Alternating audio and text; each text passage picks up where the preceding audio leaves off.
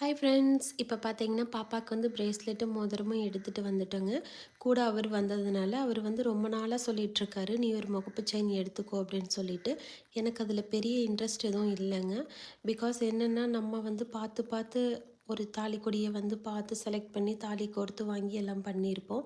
அதை வந்து டக்குன்னு சேஞ்ச் பண்ணுறதுக்கு எனக்கு மனசு வராதனால, நான் பழைய தாலிக்கொடியே தாங்க போட்டுட்ருக்கேன். அதனால் அவர் என்ன சொன்னார்னா, "இல்லை ஒன்று அடிஷ்னலாக எடுத்து வச்சுக்கோ. வேணா இது கூட கூட போட்டுக்கோன்னு" சொல்லி சொன்னார். சரி, இந்த டைம் தான் அவர் கூட வந்தார். அதனால் ஓகே, நம்மளும் பார்த்து எடுத்துக்கலாம் அப்படின்னு சொல்லிட்டு நான் பார்த்தேன். தாலி வந்து பார்த்திங்கன்னா, தாலிக்கொடி பார்த்திங்கன்னா, நம்ம முகப்போட சேர்த்து இருக்கிற மாதிரி எடுக்கிறது வந்து எனக்கு பிடிக்கல. அதனால் வந்து டைமண்ட் முகப்பு மட்டும் தனியாக வாங்கிட்டு, அதை வந்து செயினில் வந்து கோர்த்துக்கிட்டேங்க.